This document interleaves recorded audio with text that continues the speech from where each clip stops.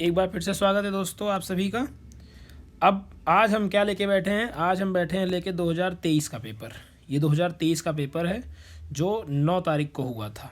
ठीक है, अब 9 तारीख के बाद महीना कौन सा है? महीना है, देखिए महीना है 6, यानी जून होगा ये। तो 9 जून को पेपर हुआ था और 2023 का है, तो हम इसे लेके बैठे हैं और इसको शुरू करते हैं। अब हम इसको हटाएं, ये सब जो लिखा है। चलिए शुरू करते हैं। बड़े खेत की बात है कि हम लोगों के लिए हिंदी में अभी तक इस ढंग की कोई पुस्तक नहीं लिखी गई जिसमें हमारी प्राचीन उन्नति अर्वाचीन अवनति का वर्णन भी हो और भविष्य के लिए प्रोत्साहन भी। उक्त कथन किस रचना की भूमिका का अंश है? इसका उत्तर आप सबको पता ही चल गया होगा। भारत भारती जो है मैथिली षडगोप जी लिखे हैं और बहुत अच्छी किताब है, बहुत शानदार है। ठीक है, मतलब ये समझिए कि भारत भारती को पढ़ने के लिए कहा जाता है कि हिंदुस्तान के साउथ साइड के लोगों ने, यानी दक्षिण भारतीय लोगों ने भी हिंदी सीखी थी केवल भारत भारती को पढ़ने के लिए। मतलब मैथिली षडगोप्त को ऐसी राष्ट्र कवि नहीं कहा जाता है भाई। आगे देखिए, निम्नलिखित में से कौन निराला द्वारा रचित उपन्यास नहीं है? यहाँ देखिए, मैंने कहा है पहले वीडियो में, पिछले वीडियो में कहा है, नहीं आते ही आंखें एकदम खोल लेनी है, एकदम एकदम जैसे जानवर और आँख खोलते हैं ना, फट से आँख खोल लेनी है। तो कौन सा उपन्यास नहीं है देखना है। चलिए, अप्सरा है, अलका है, प्रभावती है, इरावती निराला का उपन्यास नहीं है। अगला क्वेश्चन, आचार्य शुक्ल के अनुसार आधुनिक काल की अवधि क्या है?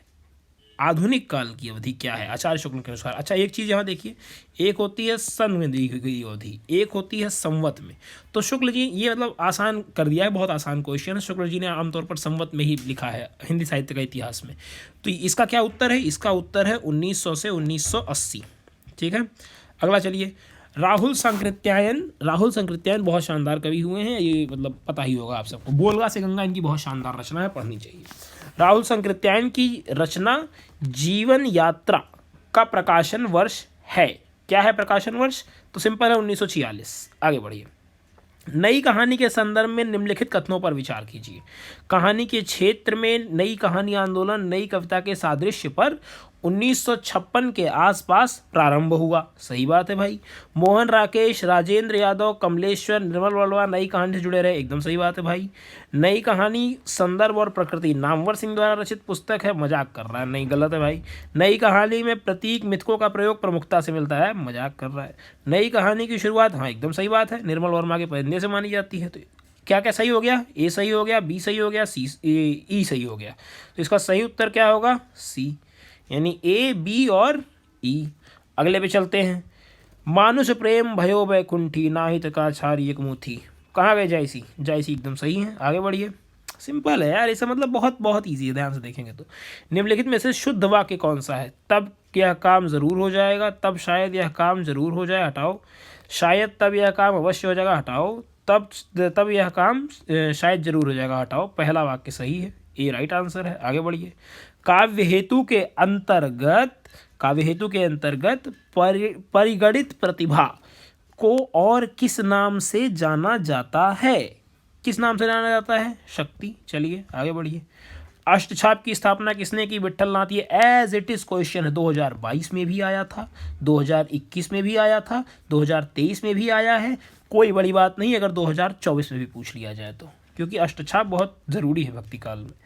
आगे देखिए, निम्नलिखित में से कौन सा कथन रेडियो के संदर्भ में सही नहीं है? फिर देखिए, नहीं आ गया, आँख खोल लीजिए एकदम, जहां आपको दिखे कि भैया नहीं है वहीं आँख खोल लीजिए एकदम। ठीक है, क्या है देखिए, चलिए, रेडियो नाटक असंख्य एवं अदृश्य श्रोताओं के सुनने के लिए लिखा जाता है। बात गलत है।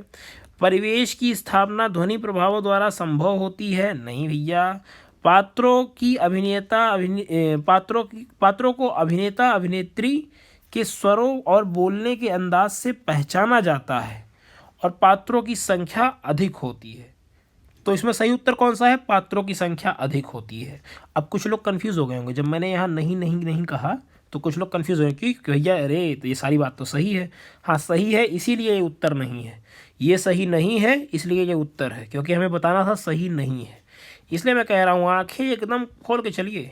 आगे बढ़िए, सूची 1 का सूची 2 से मिलान करना है। चलिए ठीक है भैया, क्या है सूची 1? सूची 1 है अनुच्छेद 120, उसके बाद दूसरा क्या है? अनुच्छेद 210, और तीसरा 343(1), 345 अनुच्छेद 345। अब क्या किससे संबंधित है हमें ये देखना है और उसका उससे मिलान करते हुए ये राइट आंसर यहाँ से निकालना है। चलिए देखिए, तो आप देखेंगे अनुच्छेद 120 का, आ जाओ संयुक्त, कहाँ गया भाई, अनुच्छेद 120 का संसद में प्रयुक्त भाषा हो जाएगा, अनुच्छेद 210 का हो जाएगा विधानमंडल में प्रयुक्त भाषा। इसी का आधार पर देख लो, ए का 3 है, ठीक है, बी का 1 है, ठीक है, बस 20 का राइट आंसर है। आगे बढ़ जाओ, सीधे आगे बढ़ो। अगला सवाल फिर सूची वाला आया, 1 2 पता चल जाए ना तो आप मतलब बहुत आसानी से निकाल सकते हो। जैसे इस काव्य हेतु व्युत्पत्ति पता है, देखो A3 कहाँ है, देखो A3 यहाँ भी है, A3 यहाँ भी है। आगे चलते हैं, बी से निकालते हैं, बी का क्लियर हो जाएगा तो उसका क्लियर हो जाएगा, क्योंकि बी के सारे ऑप्शन जो हैं वो अलग अलग मामले में हैं। तो बी का काव्य लक्षण शब्दार्थ और सहितो काव्यम स्पष्ट, ए इसका राइट आंसर है। बहुत हौच पाँच हो गया ना, हटाओ इसको, ए इसका राइट आंसर है। चलिए आगे बढ़ते हैं। अगला प्रश्न, प्राकृतिक पैगम्बलम नामक ग्रंथ के रचयिता कौन है? लक्ष्मीधर। आगे बढ़ो। शब्द शक्ति के अंतर्गत गौड़ शब्द का क्या तात्पर्य है? लक्ष्यार्थ। आगे बढ़ो। ये सब स्पष्ट क्वेश्चन है, इसमें क्या समझाएंगे। बच्चन सिंह के अनुसार प्रेमचंद ने अपने किस उपन्यास को स्वयं हिंदी का बेहतरीन नॉवल कहा है? ये क्वेश्चन सेम टू सेम 2021 का भी है, 2022 का भी है और फिर आपको 2023 में भी देखने को मिला है। आंसर वही, सेवा सदन। मतलब आंसर कैसे बदलेगा? आगे देखिए, फिर सूची 1 का सूची 2 के साथ मिलान करना है। तो सांकेतिक वाक्य, संकेतार्थक वाक्य क्या होगा? यदि तुम खाना खाओ तो मैं भी खाऊं। एकदम सही बात है, इसी से देखते हैं। चलो जरा, ए का है 2, ए का 2 देखो 2 में है यार, ये तो गलत हो गया। ए और डी तो नहीं है, मतलब 1 और 4 तो है ही नहीं। तो क्या इसका आंसर हो सकता है? चलिए, या तो ए बी होगा या तो सी होगा।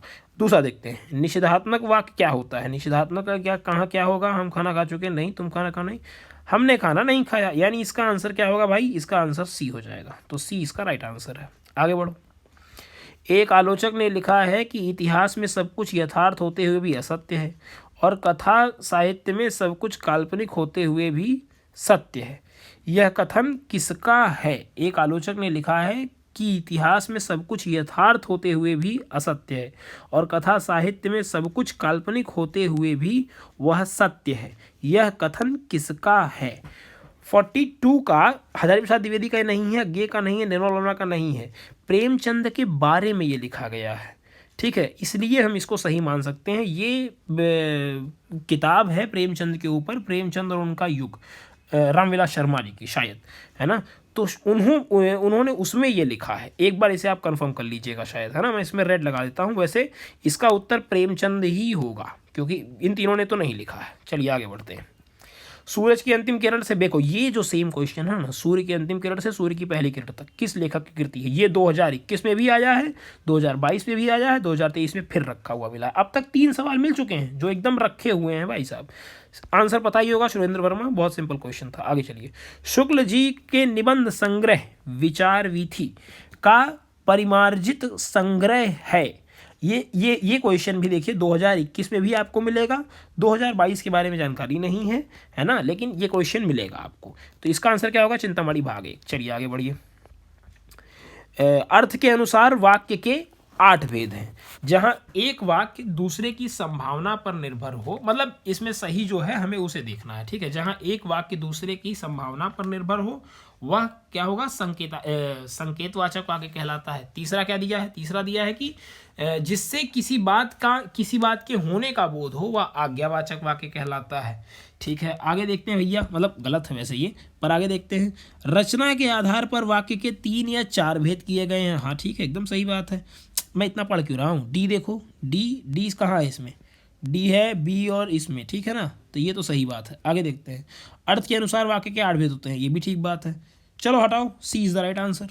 सी राइट आंसर है। आगे बढ़ो। इतना नहीं सोचा जाता है, ठीक है, और बहुत आराम से निकाल दिया जाता है। देश के लोग किसका कहानी संग्रह है? एकदम क्लियर क्वेश्चन है अमरकांत। शब्द शक्ति के संबंध में निम्नलिखित महत्वपूर्ण तथ्य मिलते हैं। कौन कौन से, क्या महत्वपूर्ण तथ्य मिलते हैं? देखिए चलिए। कुछ आचार्य तात्पर्य वृत्ति को शब्द शक्ति का एक भेद मानते हैं। हाँ भाई, एकदम सही बात है, मानते हैं। जो मुख्य अर्थ का बोध कराता है उसे वाचक शब्द कहते हैं। एक भी एकदम सही बात है, ठीक है। अगला क्या है भाई? शब्द शक्तियों के अनुसार अर्थ 2 प्रकार के माने गए हैं। ना मजाक मत करो।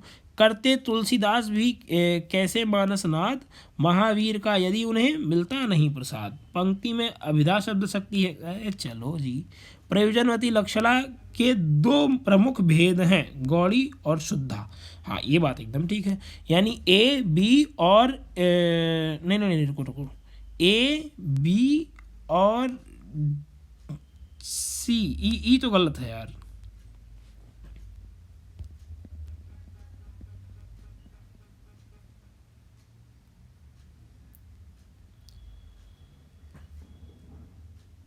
अगला क्वेश्चन है, शब्द शक्ति के संबंध में निम्नलिखित महत्वपूर्ण तथ्य मिलते हैं। कुछ आचार्य तात्पर्य वृत्ति को शब्द शक्ति का एक भेद मानते हैं। हाँ, एकदम ठीक बात है। जो मुख्य अर्थ का बोध कराता है उसे वाचक शब्द कहते हैं। ये भी ठीक बात है। शब्द शक्तियों के अनुसार अर्थ दो प्रकार के माने गए हैं। नहीं नहीं नहीं, ये गलत बात है, मजाक कर रहा है। करते तुलसीदास भी कैसे मानसनाद, महावीर का यदि उन्हें मिलता नहीं प्रसाद। पंक्ति में अभिधा शब्द शक्ति है, ठीक है। प्रयोजनवती लक्षणा के दो प्रमुख भेद माने गए। नहीं नहीं नहीं, गौड़ी और विशुद्धा नहीं। तो ये सी इसका राइट आंसर हो जाएगा, क्योंकि ए बी और डी इसमें सही है। आगे बढ़िए। अल्प प्राण वर्ण का चयन कीजिए। अल्प प्राण वर्ण इसमें कौन सा है? अब ये तो मतलब क्लियर है, का है। चलो आगे बढ़ो। जयशंकर प्रसाद की कहानी ग्राम किस पत्रिका में प्रकाशित हुई थी? इंदु में। चलो आगे बढ़ो। वर्तमान काल के कितने भेद होते हैं? ये भी सेम क्वेश्चन 2021 में मिलेगा आपको, 2022 में मिलेगा आपको, और 2023 के पेपर में आप इसे फिर देख रहे हैं। तो इसका क्या सही उत्तर हो जाएगा? सही उत्तर इसका हो जाएगा कि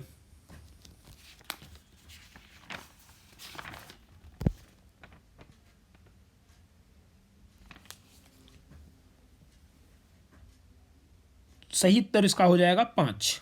आगे बढ़िए।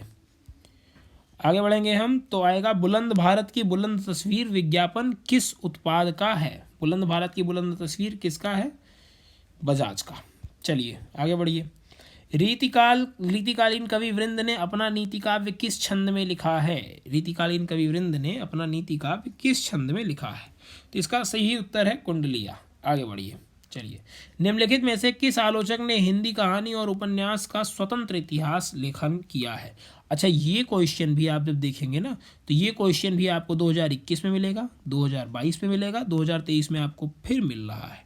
और इसका सही उत्तर क्या है? गोपाल राय। चलिए आगे बढ़िए। नीचे दो कथन दिए गए हैं। जयशंकर प्रसाद को शिखर कवि के रूप में प्रतिष्ठित करने का श्रेय कामायनी को है। दूसरा बताओ भाई। नाटककार लक्ष्मी नारायण मिश्र की प्रसिद्धि का आधार समस्या नाटक है। अब देखिए, ये कथन 1 और कथन 2 दोनों सही हैं, इसलिए ए इसका राइट आंसर है। जन्मतिथि के अनुसार निम्नलिखित कवियों का सही अनुक्रम क्या होगा? तो चलिए देखते हैं भैया। सबसे पहले कौन आने चाहिए? पंडित श्रीधर पाठक। हाँ यार, ये जयशंकर प्रसाद, मैथिलीशरण गुप्त, श्यामनारायण पांडे, महादेवी वर्मा, इनमें सबसे पहले आने चाहिए पंडित श्रीधर पाठक। उसके बाद गुप्त जी आ जाएंगे अपने, फिर जयशंकर प्रसाद आ जाएंगे, और फिर महादेवी वर्मा, और तब श्यामनारायण पांडे। तो यानी कि चौथा इसका सही आंसर होगा। चलिए आगे बढ़ते हैं। आगे बढ़ेंगे हम तो आएगा 56वां सवाल। कहाँ है? महादेवी वर्मा द्वारा रचित श्रृंखला की कड़ियाँ। ये देखो, फिर ये इस रचना पे 2021 में भी सवाल है, 2022 में भी सवाल है, 2023 में भी फिर सवाल आया है, और 2024 में भी आ सकता है। अब देखिए क्या है इसका सही आंसर? 1942। आगे बढ़िए।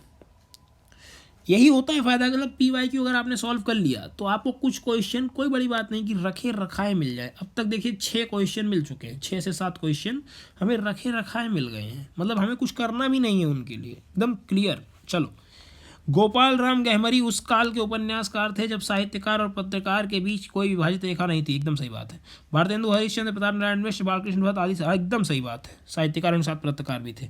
तो कथन 1 और 2 दोनों सही हैं, पहला आंसर ठीक है। आगे बढ़ते हैं। नीचे 2 कथन दिए गए हैं। आचार्य शुक्ल का हिंदी साहित्य का इतिहास और हजारी प्रसाद द्विवेदी की कृति हिंदी साहित्य की भूमिका दोनों मूलतः कक्षा में पढ़ाने के लिए तैयार किए गए नोट्स हैं। हाँ भाई ठीक है, सही बात है। हिंदी साहित्य जगत में विश्वविद्यालयी आलोचना का उल्लेख गंभीर आलोचना के रूप में किया जाता है। अब देखिए, कथन 1 तो सही है, कथन 2 गलत है, यानी सी इसका सही उत्तर है। अगला देखिए, नागरी लिपि से संबंधित सही तथ्य है क्या? नगरों में प्रचलित होने के कारण इसका नाम नागरी पड़ा। हाँ सही बात है भाई। मध्य प्रदेश के नागर ब्राह्मणों द्वारा विशेष रूप से प्रयुक्त होने के कारण इसका नाम नागरी पड़ा। ना ना ना, मजाक कर रहा है। देवनागर अर्थात काशी के प्रचार के कारण यह देवनागरी लिपि कहलाई। हाँ ठीक है। ललित ललाम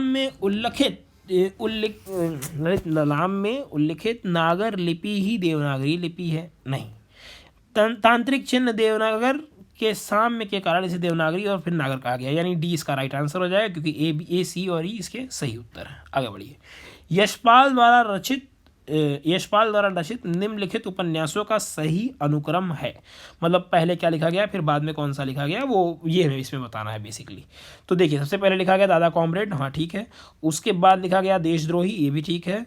मतलब बता रहा हूँ जो मैं, दादा कॉमरेड, देशद्रोही, इसके बाद आ जाएगा दिव्या के बाद आना चाहिए अमिता, उसके बाद आना चाहिए झूठा सच। और बहुत प्यारा उपन्यास है झूठा सच भी, दिव्या भी। तो मतलब बाकी मैंने पढ़ा नहीं है, बाकी ये दोनों बहुत प्यारे उपन्यास हैं। चलिए आगे आइए। तो इस हिसाब से सही उत्तर क्या होना चाहिए? सही उत्तर होना चाहिए बी इसका सही उत्तर है। चलिए आगे बढ़ते हैं। सबका निचोड़ लेकर तुम सूखे से सूखे जीवन में बरसों प्रभात हिमकड़ सा आंसू इस विश्व सदन में, उपयुक्त पंक्तियां किस कवि की हैं? तो इस पे तो कोई दिक्कत ही नहीं है, सीधे मारो जयशंकर प्रसाद। आगे बढ़ो। नीचे दो कथन दिए गए हैं। अभिकथन, हाँ पता है भाई। अभिकथन क्या है? दो निर्दिष्ट अक्षरों के पास पास आने के कारण उनके मेल से जो विकार होता है उसे संधि कहते हैं। अच्छा, आगे कारण क्या है इसका? दो स्वरों के पास आने से जो संधि होती है उसे स्वर संधि कहा जाता है। दो स्वरों के पास आने से जो संधि होती है उसे स्वर संधि कहते हैं। ठीक है, सही बात है।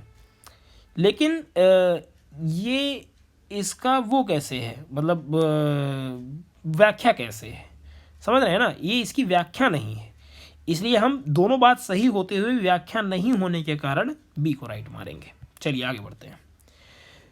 काव्य में असार वस्तु को दूर करने, सार ग्रहण करने तथा चारुता लाने के कारण शक्ति, व्युत्पत्ति और अभ्यास ये तीनों स्थान पाते हैं। ये किसका कथन है? रुद्रण का कथन है। आगे बढ़ो। आगे हम आएंगे, फिर देखिए सूची आ गई। ठीक है, अब ये पात्र हैं, ये उपन्यास है, तो इसमें आपको पता ही होगा सबसे बड़ा पहला नाम तो गोदान का, मिर्ज़ा खुर्शीद। इसी के बेसिस पे चेक करते हैं, देखते हैं। चलो, बी का 4 कहाँ है भाई? बी का 4 दो जगह है। चलो ये दोनों तो कट गए। अब ए का देख लीजिए, जिंदगी नामा या शेखर एक जीवनी, ये तीनों उपन्यास बहुत प्यारे हैं और जिंदगी नामा उपन्यास बहुत प्यारा है। ठीक है, तो इसका आंसर हमारे सामने क्या हो जाएगा? जिंदगी नामा शाह जी हैं, यानी तीसरा सही उत्तर है सी। ठीक है, आगे बढ़िए। जन्मकाल की दृष्टि से निम्नलिखित कवियों का सही क्रम क्या है? जन्मकाल की दृष्टि से, ठीक है, जन्मकाल की दृष्टि से इनका सही क्रम क्या होगा? तो सबसे पहले आ जाएंगे देवसेन, ठीक है एकदम। उसके बाद चंद्रबरदाई आ जाएंगे, फिर आ जाएंगे खुसरो के बाद आएंगे रैदास के बाद आएंगे जायसी, यानी सी इसका राइट आंसर हो जाएगा। चलो आगे बढ़ो। भाषा पर कबीर का जबरदस्त अधिकार था, वे वाणी के डिक्टेटर थे। ये तो यार क्लास 9th में भी किसी ने पढ़ा होगा ना। कहाँ है? 9th या 10th में है कहीं, जहाँ कबीर है NCERT में, उसे ही पता होगा, हजारी प्रसाद द्विवेदी। चलो, नहीं पराग नहीं मधुर मधु नहीं विकास यही काल, अली कली ही सौ बधें आगे कौन हवाल। ये कहा जाता है बिहारी ने जो है ना, वो जो जय सिंह थे, राजा जय सिंह, नए नए शादी करके आए थे तो उनको दोहा लिख के दिया था, तो इससे उनको ज्ञान प्राप्त हुआ था। फिर वो सब कुछ वहाँ छोड़ छाड़ के अपने काम पे वापस आ गए थे। तो भाई उपदेश ही दिया था, कांता सम्मत उपदेश का सही उत्तर है। मतलब ये कहानी वैसे सही है, मतलब मैं ऐसे नहीं कह रहा हूँ, और कांता सम्मत उपदेश उसका सही आंसर होगा। आगे चलिए। निम्नलिखित में से कौन से उपन्यास यशपाल द्वारा लिखे गए हैं? कौन से उपन्यास? अभी देखिए ऊपर आप पढ़ चुके हैं ऑलरेडी उपन्यास के बारे में, यशपाल के उपन्यासों के बारे में, तो आप वहीं से निकाल लीजिए। दिव्या मैंने कहा ही अच्छा उपन्यास है, झूठा सच मैंने कहा ही अच्छा उपन्यास है, देशद्रोही मैंने कहा ही अच्छा उपन्यास है। लगाओ ए बी कहाँ है? चलो आगे बढ़ो। किस विद्वान ने मंदबुद्धि राजकुमारों को शिक्षित करने को काव्य का एक प्रयोजन माना है? ये किसने माना है? कुंतक ने माना है। आगे बढ़िए। भीष्म साहनी ने अपने किस नाटक को ब्लैक कॉमेडी की संज्ञा दी है? तो ये पता ही होगा, सिंपल है, मुआवजे। आगे बढ़िए। आगे हम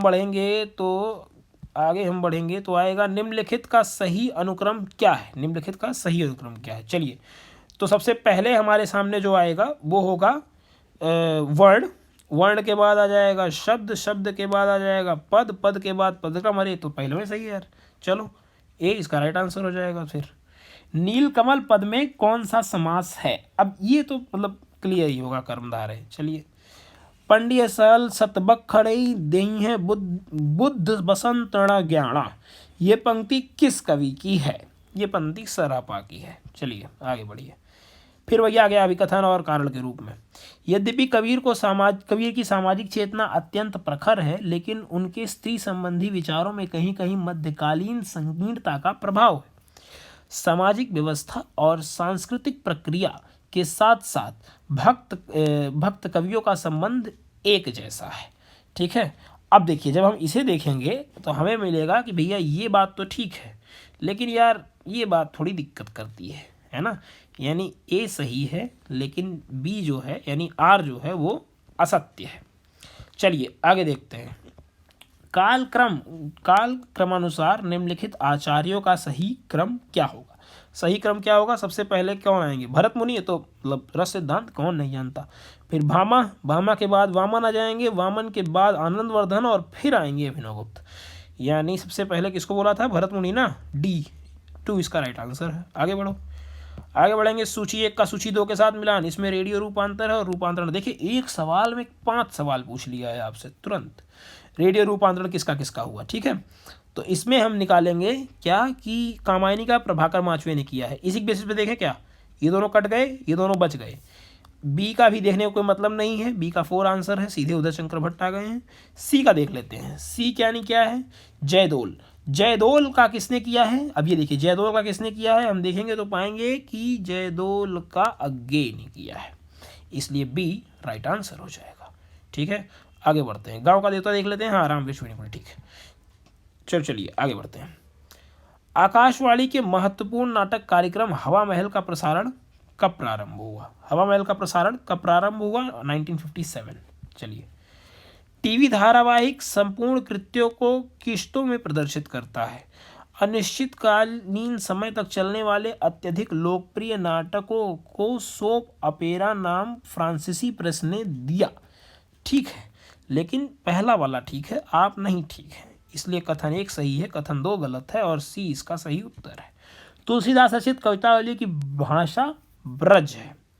ठीक, तुलसीदास ब्रज भाषा के सर्वश्रेष्ठ रीति कवि हैं। अरे यार मजाक कर रहे हो क्या बात कर रहे हो? तो इसलिए कथन 1 सही है, कथन 2 गलत है। चलिए, नीचे दिए कथन है, एक अभिकथन है, दूसरा कारण के रूप में। प्रयोजन मूलक हिंदी आधुनिक भाषा विज्ञान की अनुप्रयुक्त भाषा विज्ञान के अंतर्गत उपशाखा के रूप में विकसित हुई। प्रयोजन मूलक भाषा का स्पष्ट एकार्थक होना आवश्यक नहीं है, तो इसका उत्तर क्या होगा? पहला सही है, दूसरा गलत है, यानी सी। आगे बढ़िए। प्रकाशन वर्ष की दृष्टि से निम्नलिखित कहानियों का सही अनुक्रम है, क्या है? तो इसमें सबसे पहले आ जाएंगे इंदुमती के बाद प्लेग की चुड़ैल, फिर उसके बाद 11 वर्ष का समय, फिर दुलाई वाली बंग महिला की, और उसने कहा था सबको पता है चंद्रधर शर्मा गुलेरी, यानी 4 इसका राइट आंसर हो जाएगा। चलिए, बसेरे से दूर आत्मकथा किस साहित्यकार से संबंधित है? अब जहाँ तक मुझे याद आ रहा है ना, ये क्वेश्चन शायद 2021 या 2022 में से कहीं तो था, मतलब जहाँ तक मुझे लग रहा है, बस शायद। तो इसका सही उत्तर है हरिवंश राय बच्चन। आगे देखिए, नीचे दिए गए कथन है, अभिकथन और कारण ठीक है। हजारी प्रसाद द्विवेदी अपने उपन्यासों को बार बार गप की संज्ञा देते हैं, जो कि एकदम सही बात है। अपने उपन्यासों को गप कहकर वो अपने इतिहास की तथ्यों को बंधन से मुक्त कर लेते हैं, एकदम सही बात है, यानी ए सही उत्तर है। अंधा युग का प्रकाशन वर्ष बहुत बहुत प्यारा है, ये बहुत प्यारा है, पढ़ना चाहिए आपको। प्रकाशन वर्ष है 1955। आगे बढ़िए, धर्मवीर भारती लिखे हैं उसको। बूंद और समुद्र उपन्यास के रचनाकार कौन है? अमृतलाल नागर। आगे बढ़िए, आगे हम बढ़ेंगे तो कहाँ गया? गीतावली की रचना तुलसीदास ने किस कवि से प्रभावित होकर की? ये रामचंद्र शुक्ल जी ने लिखा है और ये सूरदास इसके सही उत्तर है।